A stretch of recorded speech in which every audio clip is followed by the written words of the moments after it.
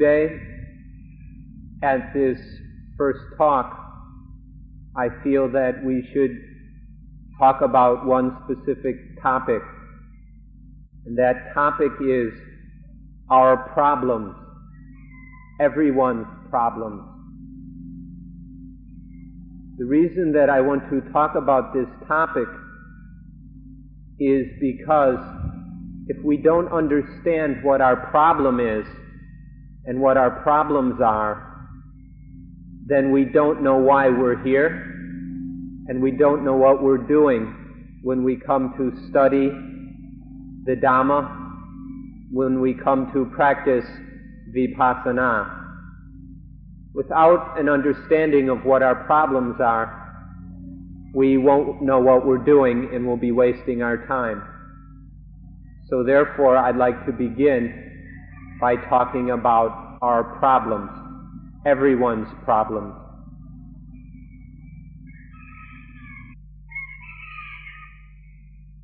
We like to use a short phrase when we talk about our problem. This phrase is the burden of life. The burden of life. If we feel, if each of us as an individual feels, or any one of us feels, that our life is completely free of problems, that we have no burdens, and that everything is fine.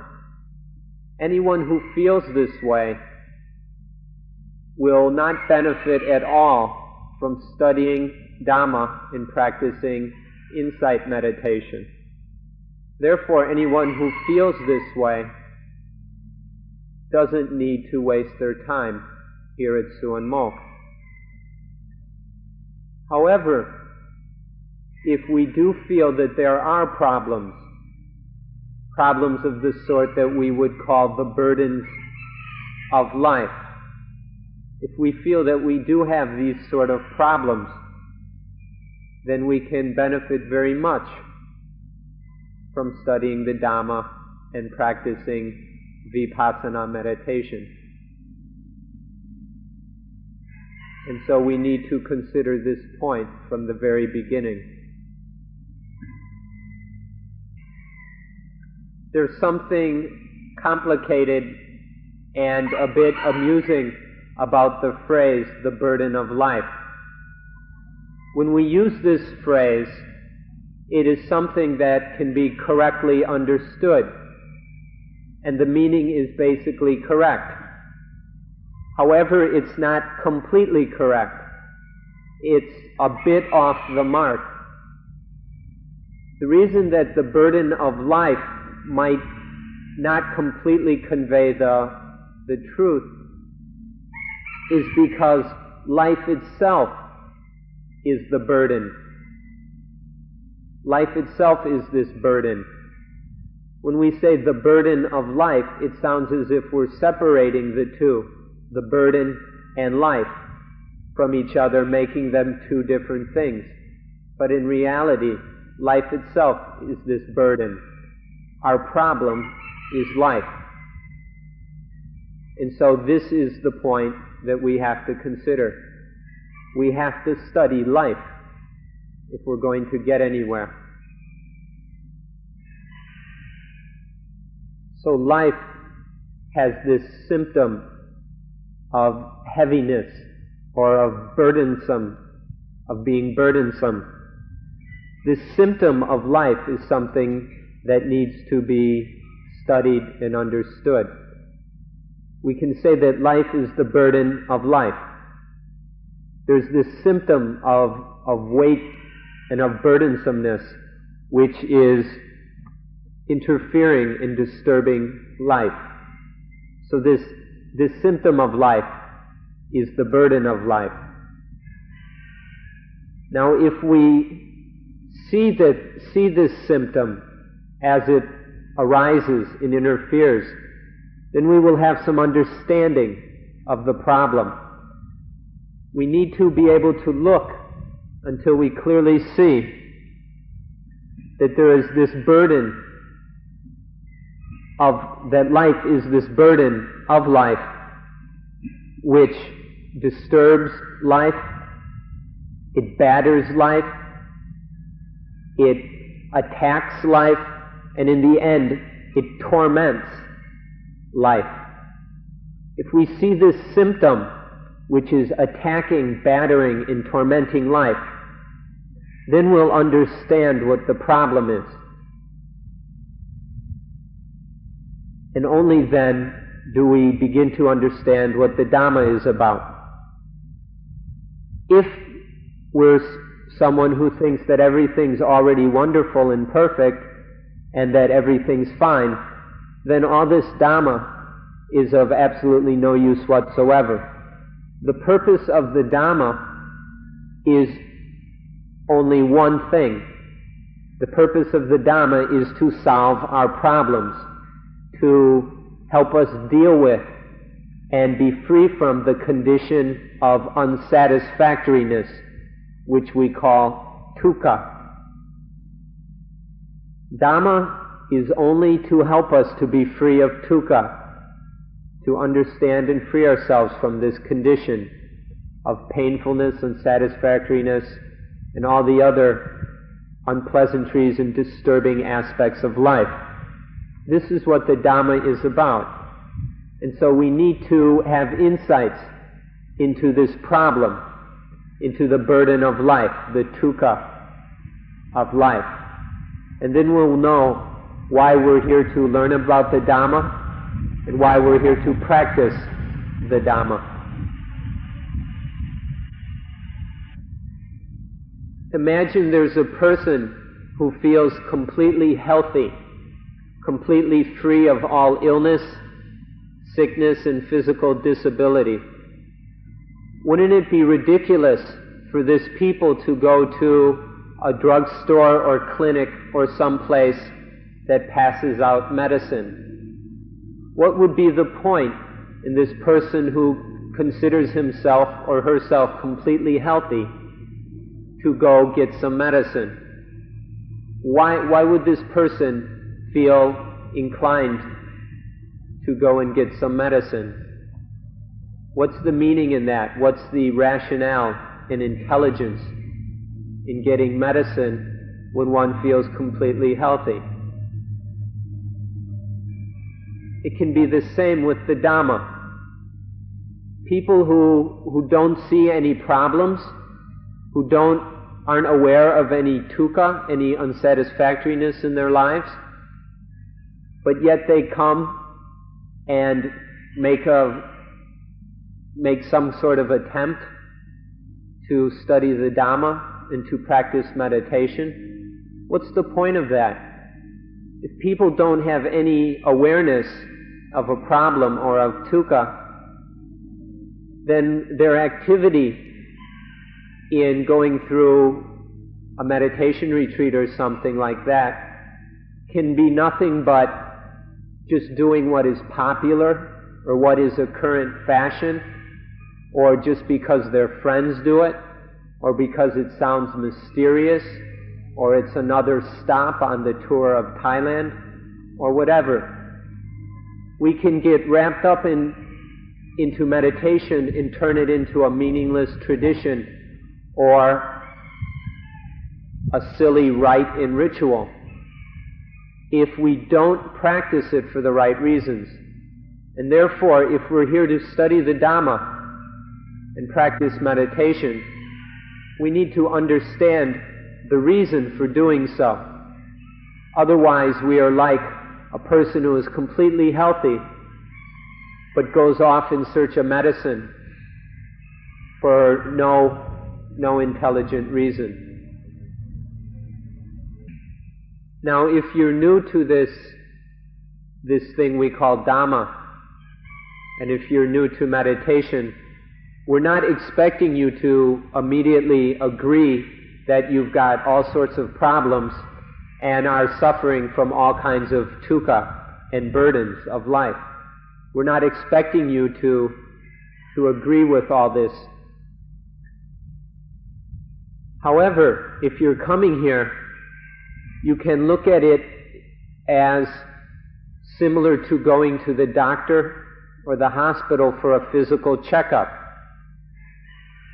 We may not be, if we're not completely sure that our health is perfect, we'll go to the doctor and he'll look us over and see if there's anything wrong. We can look at this meditation course or the study of Dhamma in the same way. If we're not sure yet whether or not we have any dukkha and any problems, then we can look at this as a checkup.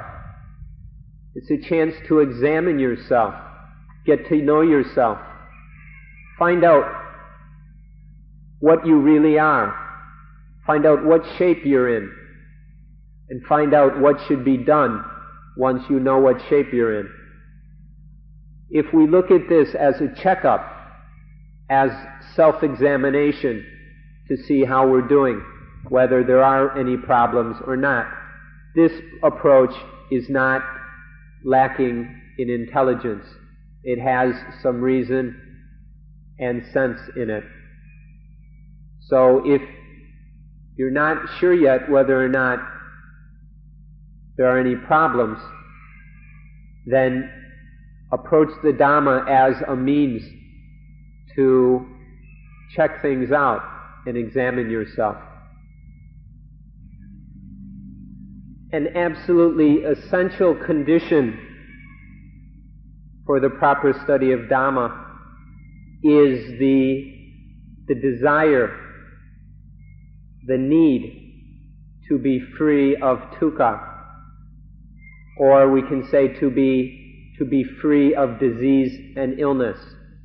Without this desire and intention to be free of all unsatisfactory mind states and all dissatisfying conditions, without this need, without this intention, then it's like we're just daydreaming. We really don't know what we're doing, and we're just muddling about.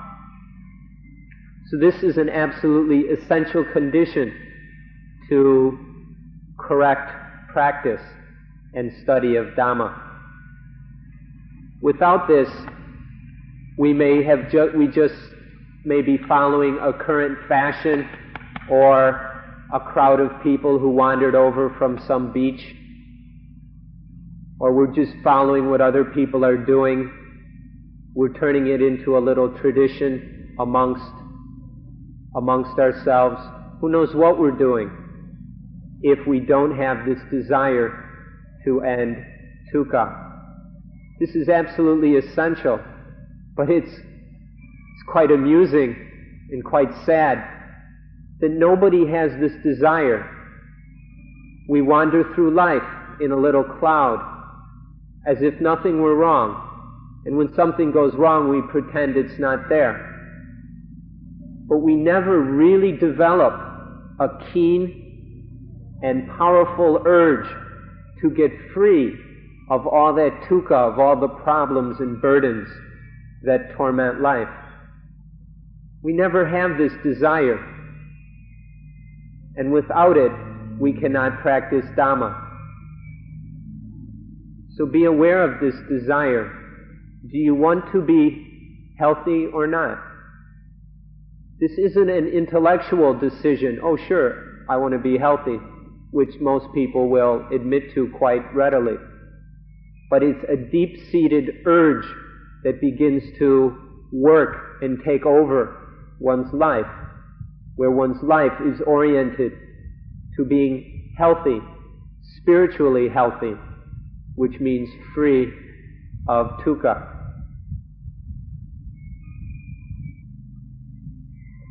This desire, this need to be free of dukkha can be compared to if someone took you and threw you in the ocean or a river and held your head under the water for 2, 3, 4, 5 minutes. Imagine that if somebody was holding you under the water and you had no oxygen to breathe. What kind of desire and need would be in you to get your head above the water so you could breathe? Can you imagine this?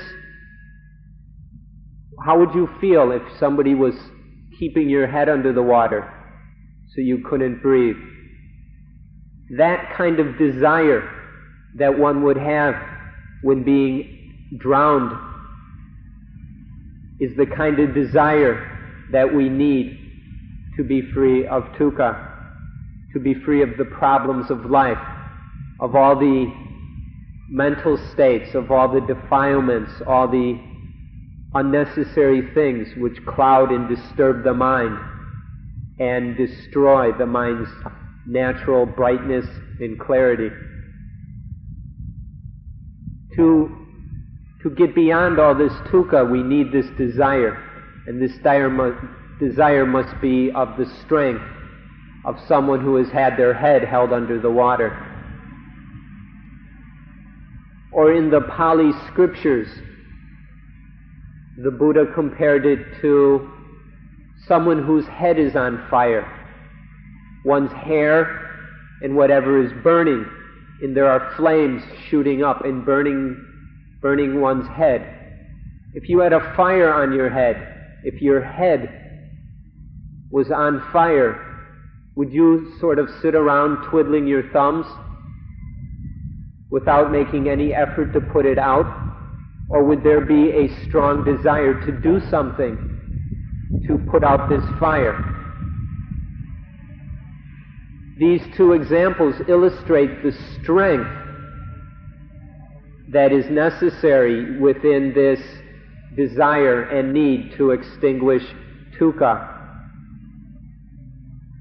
This is what is necessary for successful practice. And you can use it as a measure on yourself.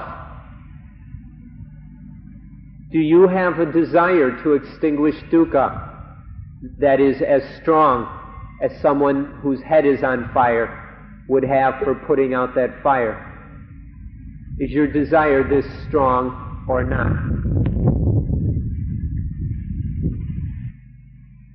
For the majority of people, they have no awareness of dukkha within the mind. There may be some intellectual opinions about this matter from reading books or talking with someone, but there is no clear realization within the mind that there is dukkha. But in spite of this, we come here to extinguish dukkha, to get rid of this dukkha, which is quite funny. We're not even aware of dukkha, and we want to get rid of it. What's the sense in that? This condition, though, should be looked into a little bit more closely. For you, when you come to Suan Mokkh, it's quite natural that there will not be any dukkha, because you come here as a visitor. You don't stay here very long, you have no responsibilities, and nothing here belongs to you. There's nothing here that is yours, and so there is nothing that you must be responsible for, that you must worry about, and that you must take care of. And so it's very easy for you to come to a place like Suan Mokkh and be quite comfortable and free of dukkha. This can be quite automatic. And so you come here and there's no dukkha, but you're here to extinguish dukkha. So what's going on? Here there's no dukkha, but think about it. What will happen when you go home? Go back to some place where you do have responsibilities, possessions, belongings, things you have to do. Will there be things that you worry about? Will there be problems then? Will there be dukkha? There might not be dukkha here, but there may be when you go back home or to wherever you have responsibilities and belongings. So this points out the necessity that we must understand what dukkha is and how it affects life. What is the influence and bearing of dukkha upon life? This we need to be very clear about. not some intellectual, theoretical, abstract opinion on the matter, but some direct understanding of one's own life and the dukkha, the problems, the unsatisfactoriness, the pain within one's own life. This is what we must be aware of and understand, and then begin to have some ways, some techniques of dealing with that dukkha that does arise in our life. So this needs to be done. So in order to understand this dukkha, these problems that exist within our own lives, we need to discuss the problems of life. And so we're going to take some time to talk about this thing we call dukkha. We'll discuss it in order to develop some awareness and understanding of the part it plays in our lives. Dukkha is something that is involved with many, many different facts, and there are many secrets associated with it that we can discuss. For example, if it wasn't for this thing dukkha, if there was no such thing as dukkha, then there would be no religion in the world. Without dukkha, there would not be any prophets, any saints, any founders of religion, any sages, any wise men. It's only because of dukkha that all these things have arisen in the world. It's through dukkha that certain minds have set out to understand this thing and find a way out of it. And so because of dukkha, there arise the Jesus Christs, the Buddhas, the Mohammeds, the Lao Tzes of the world. These minds who have understood dukkha and found and worked for ways to be free of it, and then have taught the way to be free of dukkha to others. And in this way, dukkha has been the cause for the various prophets and religions which we have. This is one of the secrets of dukkha. The cleverness of humanity and our intelligence is another thing that exists because of dukkha. All the things which humanity has accomplished, all the inventions, all the ideas, all the things that we have done, all the material developments, exist only because of dukkha. It's in our desire and through our desire and need to be free of dukkha that mankind has been spurred on to create all the clothing, housing, medicine, and all the other things we have in this world. The high level of material development of what we call modern civilization is completely conditioned and caused by dukkha. Only because of this thing would we put all this time and effort into all these things we do. But we very seldom take the time to look at this matter deeply. We never really examine it closely to realize the place, this important position dukkha has in human life. We don't look, and so we don't see. And so some of us may even think that dukkha doesn't even exist. And so this is another way we can begin to look at dukkha, to see what it is and what role it plays in our lives.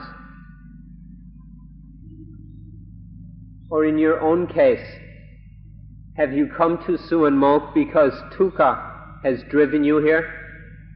Has the whip of dukkha been driving you and whipping you and spurring you here like a herd of frightened cattle? Is this why you're here, because dukkha has driven you here? Or have you just come out of curiosity? Just because you're traveling around Thailand and this is another place in the guidebook, or somebody at some bungalow or guest house told you it was a nice place to stay for a few days. Why are you here? Do you see the dukkha that is driving you here? Or are you just here to have a look around, enjoy yourself, and have a few pleasant days in the forest?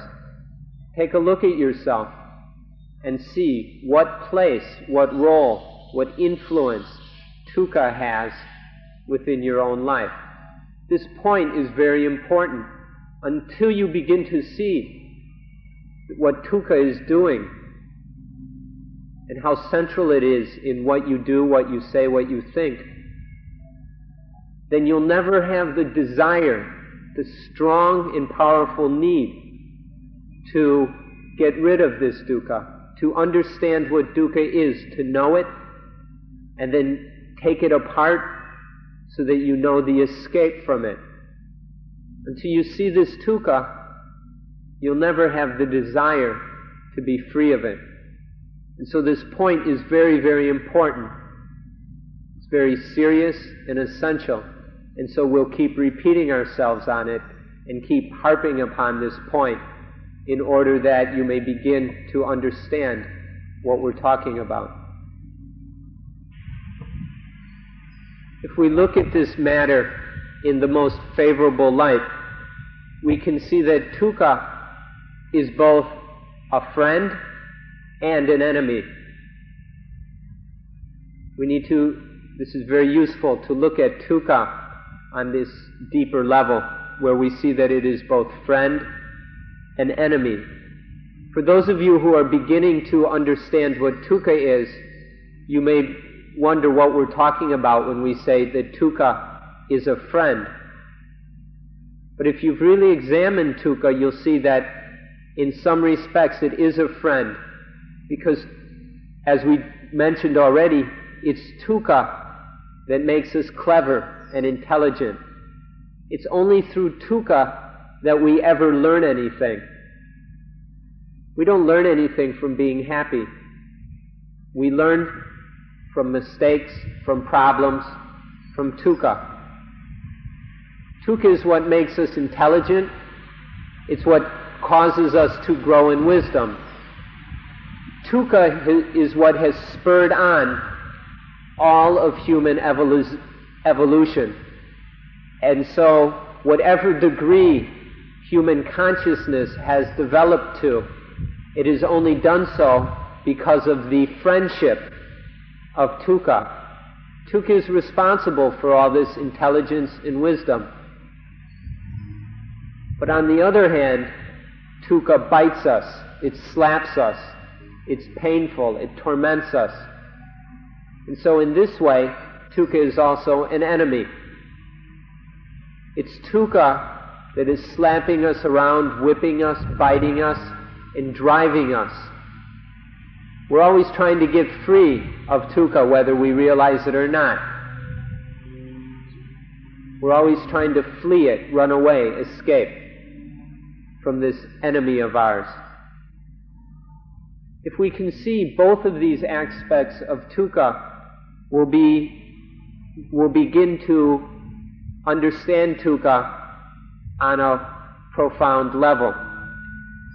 We'll be seeing dukkha on the level of satipanya, mindful wisdom. This is knowledge that is based in awareness, self-awareness, and an understanding of life. It's the opposite of stupidity. If our understanding of dukkha is foolish, childish, and stupid, it'll be of no use to us. But when our understanding of dukkha is deep, profound, and based in mindful wisdom, then it will be of tremendous use. Now what we're interested in doing is developing this mindful, wise approach to dukkha. If we do so, then we can emphasize dukkha in its aspect as friend, or we can use the word comrade. We can emphasize dukkha as our comrade and de-emphasize the aspect of it being an enemy. What we mean by this is make use of what dukkha offers us. Use dukkha to develop the mind, to train the mind, to grow in wisdom and understanding. In this way, dukkha is a friend, it's a comrade. But learn also, in doing so, in using dukkha as a friend, then there is less and less opportunity for dukkha to be an enemy. Dukkha will not bite and claw and scratch and torment us so much. And so we can emphasize the aspect as a friend and diminish the torment and painful, the enemy aspect of dukkha. This is a mindful and wise way to approach dukkha, by taking it as a friend. Don't let it go by itself. Don't leave it on its own, where it will remain an enemy. Now we can look at dukkha a little bit deeper. We can see that dukkha, the condition of dukkha, is common to all of us. Each of us has this one thing in common. We have dukkha in common. It is something that we all experience. And on this level, we are all the same. We are in no way different. We are also the same in that the absence of dukkha is identical for all of us. When there is no dukkha, then it's the same for each of us. So in this condition when there is no dukkha, this is also identical for each of us. So in these two ways, or maybe in this one way, we are all the same. We are the same when there is dukkha. It's the same experience for us all. And the absence of dukkha, the freedom from dukkha, is identical for everyone. We have these things in common. If we look at the characteristics of dukkha and see what kind of things we can observe about it, what are the symptoms, what are the marks and signs of dukkha, we can look at it in a variety of ways.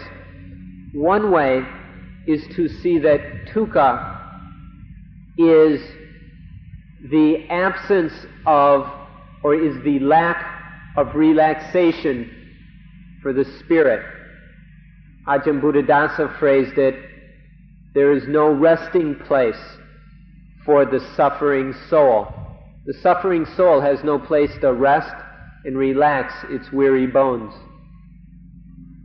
This is an aspect of dukkha, the lack of spiritual relaxation. What we mean by this is that there is the constant process of conditioning. Various causes and conditioning and conditions are spinning round and round, compounding each other. And this constant conditioning doesn't give the spirit or soul or whatever any chance to rest and relax.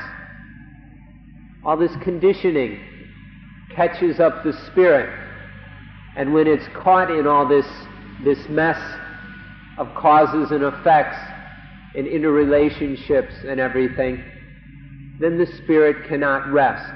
The suffering soul has no resting place. This is an essential characteristic of dukkha.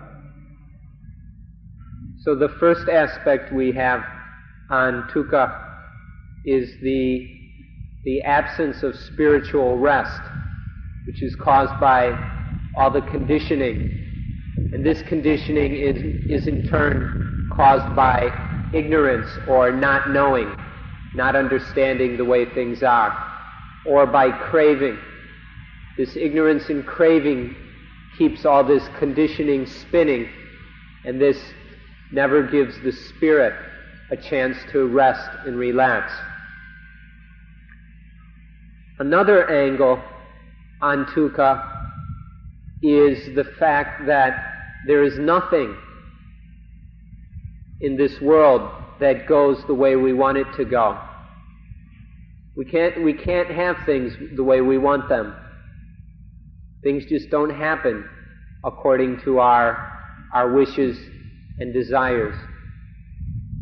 Maybe every now and then something accidentally turns out in a way that pleases us. But if we look at human society, for instance, all of us are aware of countless things that aren't fitting in with our wishes. The world, all the wars, the starvation, all the problems, all the political messes, the economic exploitation, all this stuff, one way or another, isn't according with our wishes. So this is dukkha. Things don't go the way we want them to go. Or to look more closely, come closer to home, even our own bodies. Do our bodies really do what we want them to do? They're getting old, getting sick, falling apart, slowly but steadily. Our bodies don't go the way we want them to go. They aren't the way we want them to be. This is dukkha. So this is the second aspect of dukkha which we want to point out to you, that all these things are never the way we want them to be. Which brings up the problem for us of how do we live with all these things that don't go the way we want them to go. What are we going to do about all these things? What can we do? How can we adjust ourselves? How can we cope with all this? What do we need to do with the mind so that we can live in a way that is appropriate to a world where everything goes its own way, where nothing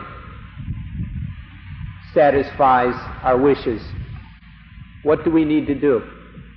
This is the second aspect of dukkha. A third angle on dukkha is the fact of our lives that we can't stop wanting things. We just can't avoid wanting and wishing and hoping and desiring. We can't avoid this. There's always something stirring up all our wishes and desires, our craving and wanting. We call this thing that stirs up all the desires, all the craving, we call it avijja. Vijja means knowing. Avijja is not knowing. Or we can say ignorance, the lack of correct understanding, the lack of correct knowledge, is always giving rise to this craving. We can say that it's also giving rise to the kilesa, the defilements, these states these phenomena in states of mind that arise and disturb the mind, disrupt the mind, interfere with the natural peace and brightness of the mind. So this ignorance and defilement is always conditioning, craving, ignorant and desire. And all of this goes round and round, and we're unable to stop it. And by being caught up in this perpetual craving, this is another aspect of dukkha. Now this third aspect of dukkha has a very important point which we should consider. This is that there is a certain master which has control over us. This is a very fierce master. This tyrant is dominating our lives and turns us into slaves. And the name of this tyrant is defilement. It's the defilements which are our masters. And the funny thing about this is that we volunteer. We're completely willing to be slaves to this evil and fierce tyrant, the defilements, the kilesas, the mental impurities. We volunteer to be slaves to this tyrant, these tyrants. And so we spend our lives running here and there, doing this, doing that, under the orders and commands of the defilements. This is the state we're in. And we don't even notice it. We're so busy running around carrying out the orders and commands of these tyrants that we never even realize what state we're in. We don't even understand the situation and see how much dukkha it is. This aspect of dukkha is really horrible, and it is something that needs to be understood. This kind of slavery, the slavery to the defilements, is the worst kind of slavery that there is. If we compare this slavery to the defilements with all the other kinds of slavery that have existed in the world, all the other kinds pale before it. The kind of slavery that has existed, say, in the United States over 100 years ago, or in India, or even in Thailand, where one human being is a slave to another. This kind of slavery is nothing compared to the slavery to the defilements which we all so willingly enter into. But this kind of slavery is a very fierce kind of dukkha. Another aspect of dukkha to look at, which is a bit more limited or more concentrated than the previous, can be described in a way that Buddhists like to talk. It's not discussed so much in other traditions. We Buddhists like to say that this fourth aspect of dukkha is being slaves to the ayatana. The ayatana are the sense spheres, we can say, which includes the internal sense spheres or the sense organs, the eyes, ears, nose, tongue, body, and mind. There are 6 sense organs.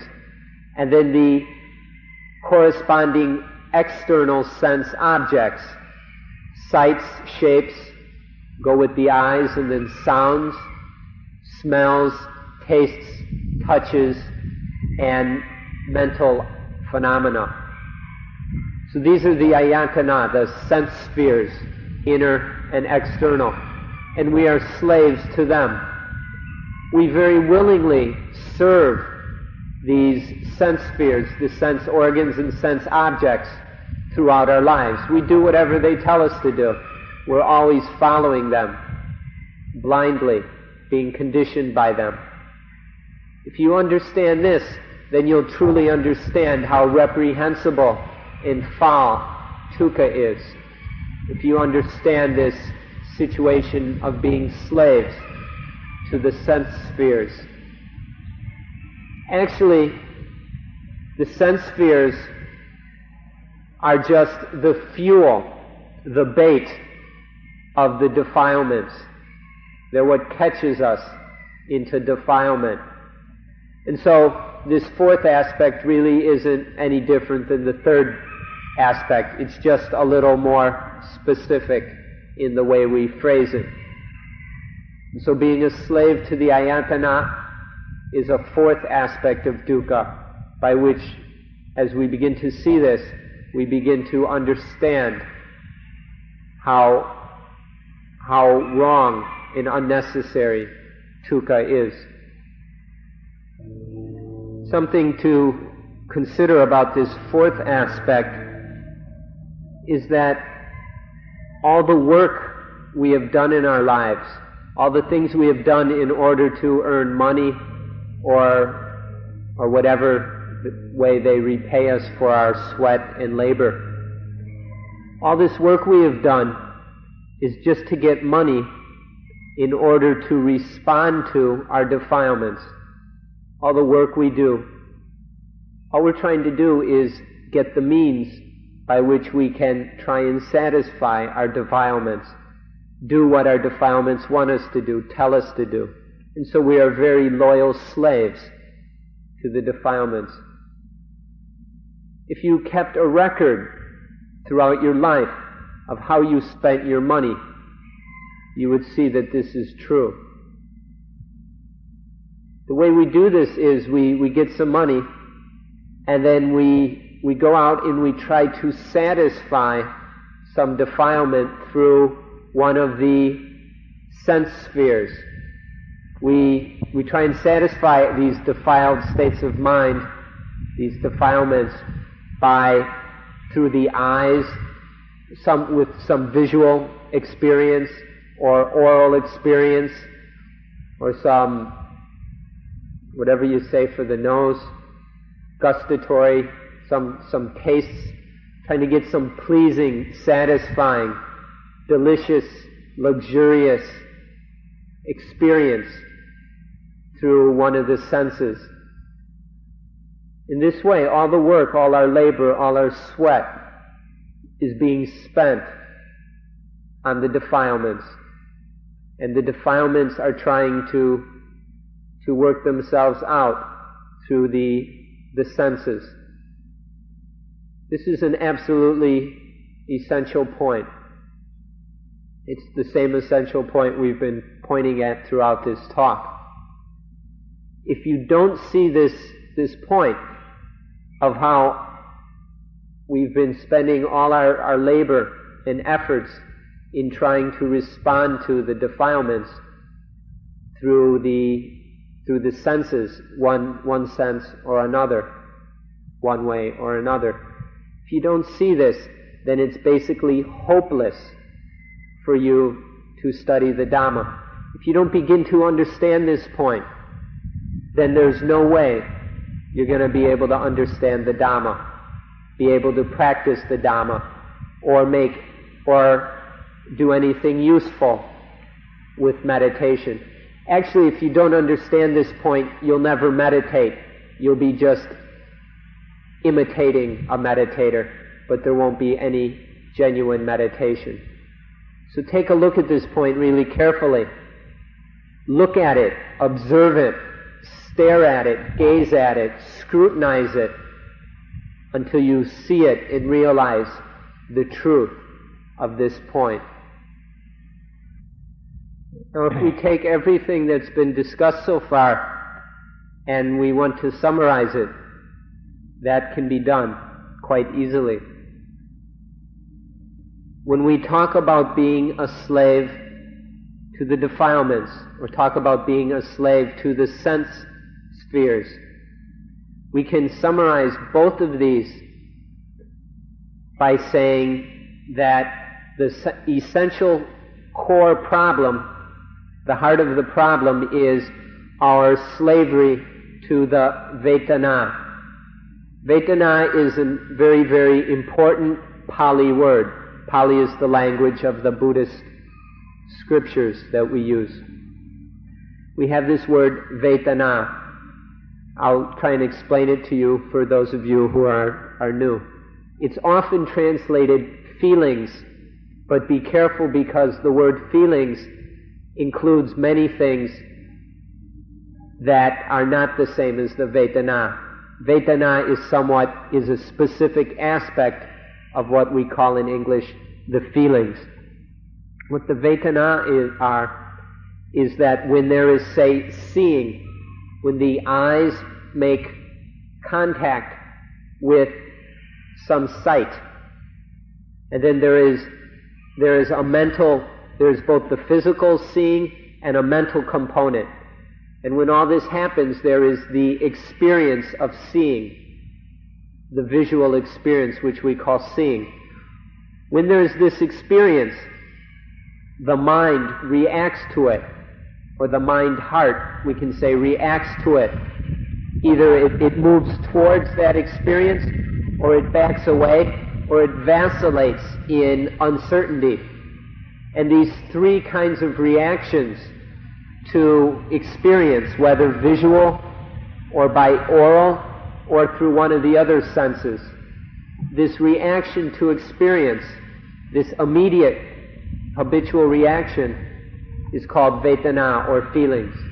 It's either pleasant when the mind goes towards the experience, or unpleasant when it tries to move away, or it's uncertain when it doesn't know whether to be pleased or displeased. These are the vedana, and they are central to all of our problems. So we can summarize all these problems of dukkha by saying that dukkha arises because of slavery to the vedana. The Buddha said that the vedana are the root of all dhammas, of all things. All things can be traced to the vedana. For example, ignorance, or wrong understanding, wrong view, some of the prejudices and biases we have, all the prejudices and biases we have can be traced to the vedana, these feelings of liking, disliking, and uncertainty. Craving, attachment, all these can be traced to the vedana, and therefore dukkha can always be traced to the vedana. This shows how central the vedana are, and as long as we are a slave, as long as we, or our minds, as long as the human mind is a slave to the vedana, then there will be dukkha arising because of that slavery. So we need to understand this point, begin to see it. Because if it's possible to take care of the vedana properly, then there will be no dukkha arising from them. We are spurred into all kinds of activities and kinds of craving because of the vedana. For example, all our sexual impulses arise because of the vedana. And also, all of the egoism and pride and selfishness by which we mess up our own lives and the lives of others, all this can be traced to the vedana. The vedana are the meeting point, the gathering point, the thing that links together all our problems.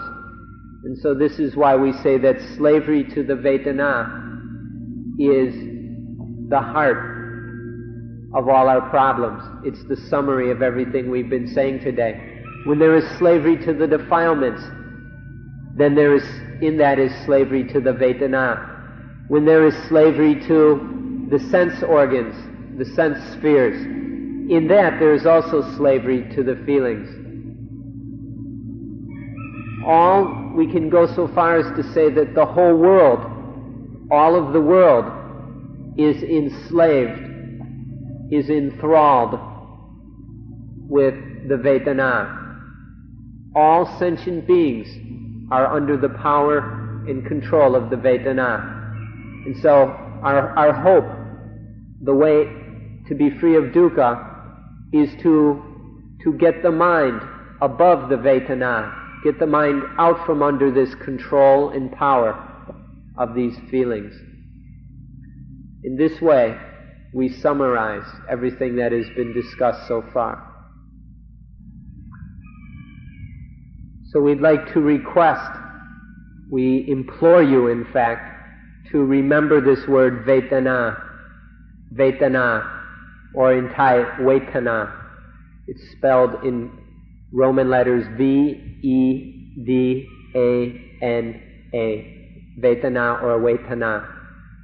Please remember this word. Use the Pali word even if it's unfamiliar to you, because the meaning is much more important than the meaning of the word feelings. If you insist on clinging to the English words, you will often be left with only half of the meaning that is intended.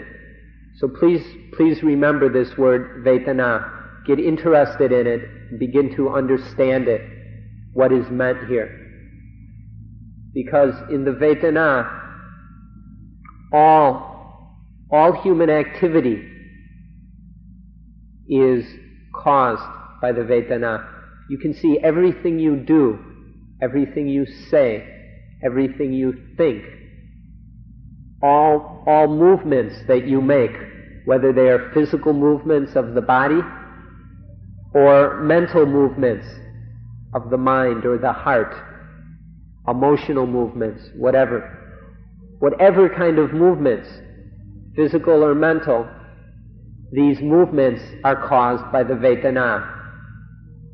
When you can see that everything you do and have been doing throughout your life, with no exception whatsoever, has been caused by the Vedana.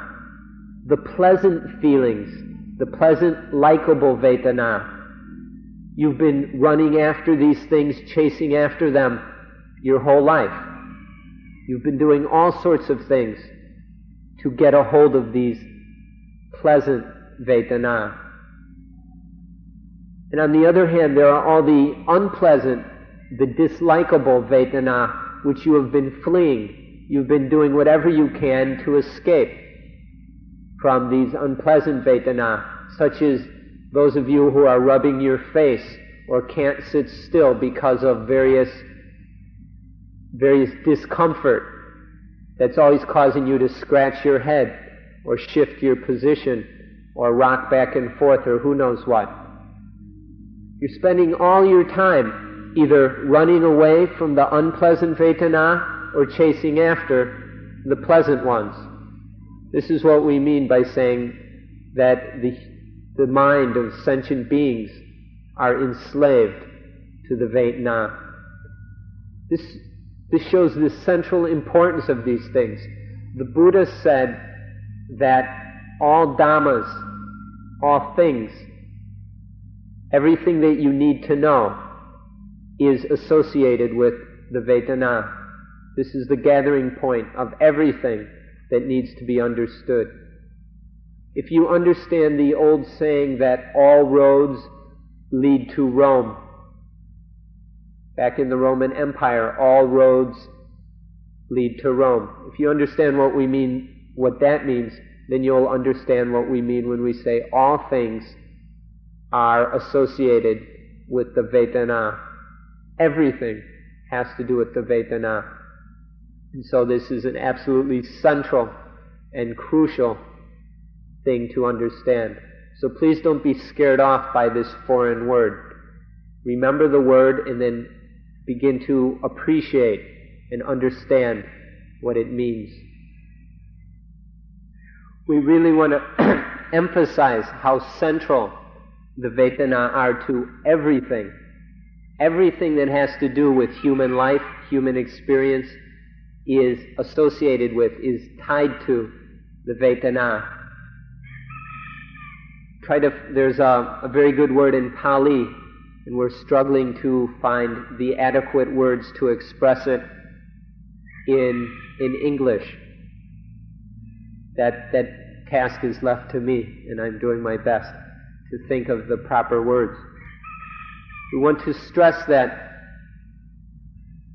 everything in life, all human experience and activity, whether physical or mental, via the body, the mouth, or the mind, all this is tied to the Vedana. All these things are gathered together in the Vedana. We can say the Vedana are the meeting place of everything. Everything you're doing, even the small, minute, minor things that are going on as you sit and listen at this very moment, all these are caught up in the Vedana, are conditioned by the Vedana. For example, as you're listening, if you like what's being said, that's Vedana. If you dislike what's being said, that's Vedana. If, as you listen, you think what's being said has value for you. And so you like it even more. Well, that's even more Vedana. Or if you don't like what's being said and it starts to annoy you, well, that's even more Vedana too. And so if you really like what's being said, it satisfies you, you think it's useful, that'll cause you to listen more carefully, more attentively. But if you don't like what's being said, that kind of Vedana will cause you to start daydreaming, your mind will wander, maybe you'll fall asleep, maybe you'll even get up and leave. Or the little movements of your body, and whatever your mind's doing now, whether it's paying attention or sleeping or who knows what. All of this is conditioned by the Vedana. The Vedana are the absolute center, the meeting point of everything in human life. We want to stress this so that you see how central this is, and then maybe you'll begin to take some interest in it. All the things that we call the burden of life are centered in the Vedana. All the problems of life, all the dukkha, are centered in the Vedana. All the things that happen, things we're satisfying things, unsatisfying things, pleasing things, unpleasing things, happiness, unhappiness, all this is centered in the Vedana. We're either slaves to the Vedana, or the mind is developed so that it is above the Vedana. Think about it, look at it, and then develop the mind and practice the Dhamma until you actually experience what's being said here. It's crucial and essential. All of you have come here from far away, from America, Canada, maybe Germany, Australia, Japan, from all over the world. And all of you, without one exception, has come here because of the Vedana. Some Vedana has caused you to come here. Now some of you are saying to yourself, oh, they don't know what they're talking about. I came here because I wanted to. I'm traveling because I want to. Nothing sent me here, nothing made me come. But if you examine things carefully and honestly, you'll see that your very wants and desires have been conditioned by the Vedana.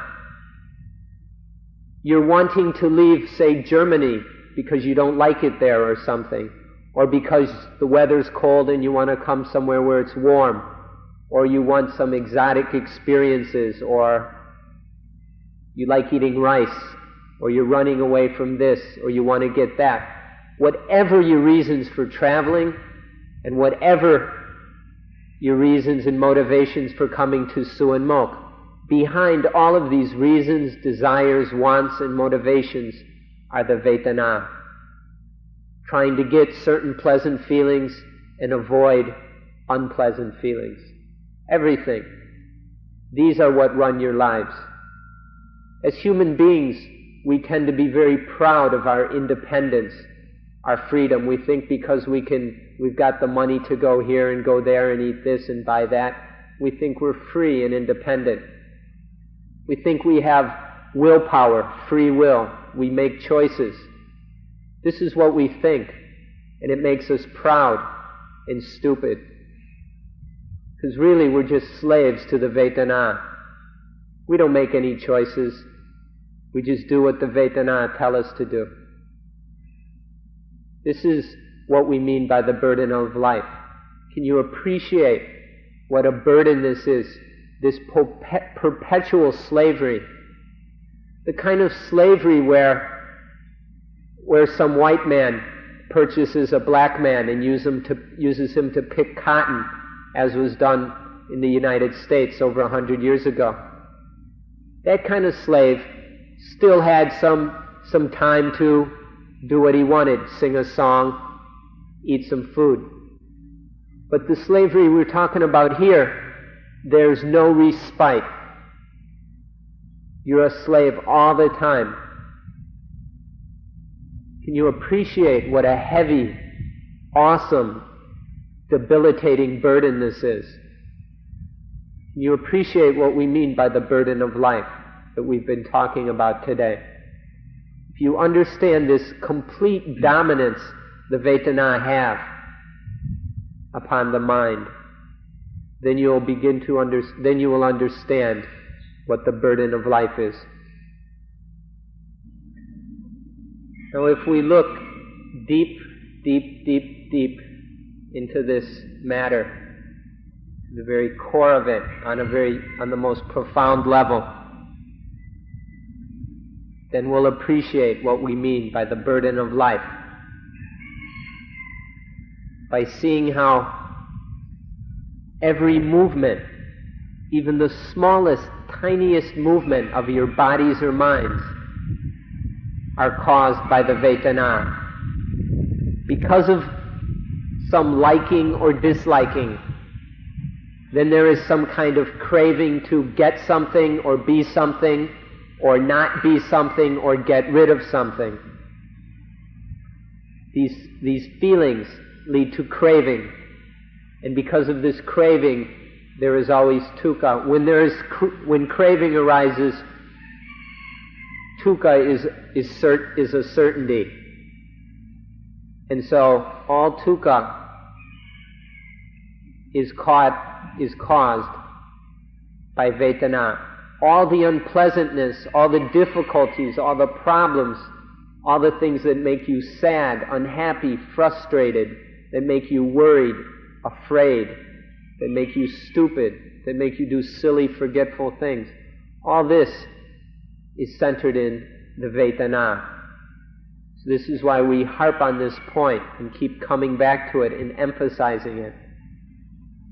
This slavery to the Vedana is something that you may not like to hear it, but you better face up to the fact, because right now all of you are blindly and happily selling your souls to the Vedana. You serve these Vedana without batting an eye, with no second thoughts. You just do whatever the Vedana tell you. You're a menial, obedient, loyal slave to the Vedana. But these Vedana causes so much dukkha. When we carry out the commands of the Vedana, it just brings us difficulties. It gets us into all kinds of hassles, uncomfortable situations, problems, and pains. All of this, everything that's not quite right with life, everything that's unsatisfying in life, is caught up in the Vedana, are caused by the Vedana. So don't be afraid to look at this. Take some time. Quit running around and sit and study this matter so you can understand it.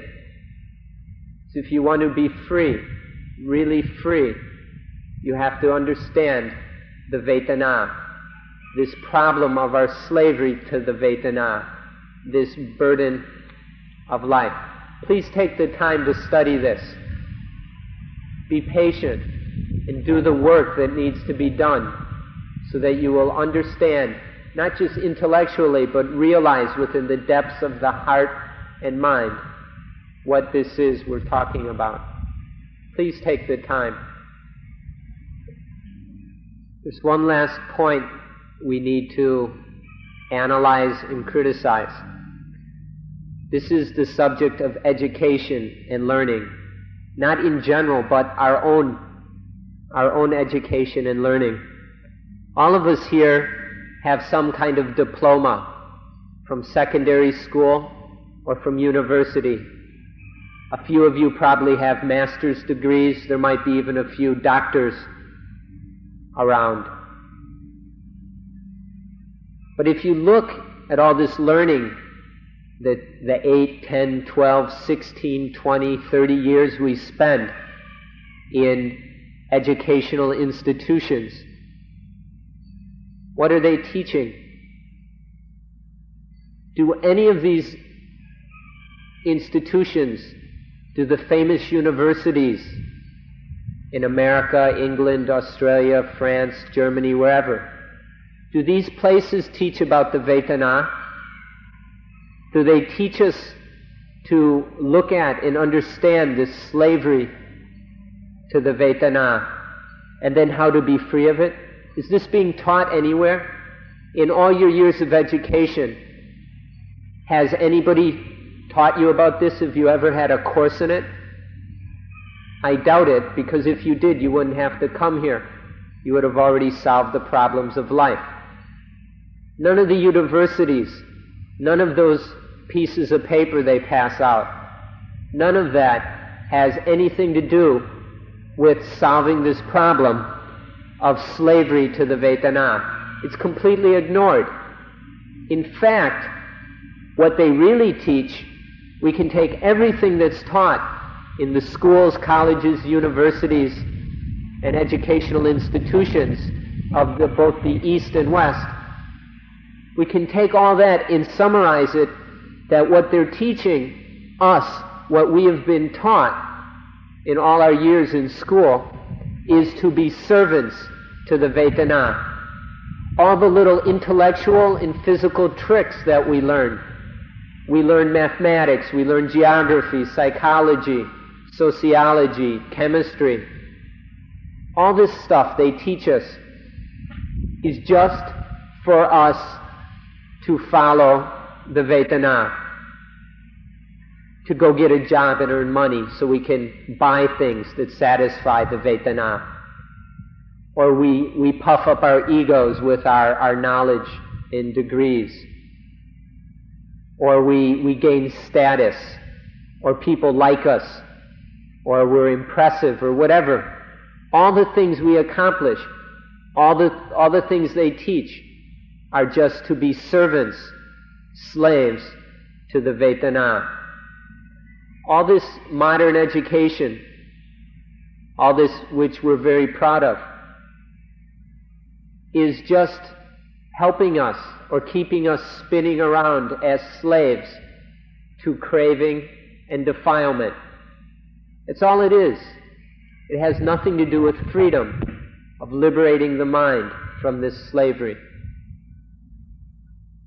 And so that's why when we come here, we have to start talking about this, because it's not taught in all the places we've been educated. So when you come to Suan Mokkh, or places like Suan Mokkh, we have to talk about this topic, slavery to the Vedana. Talk about it so that we'll begin to do something about it, get freed from the Vedana.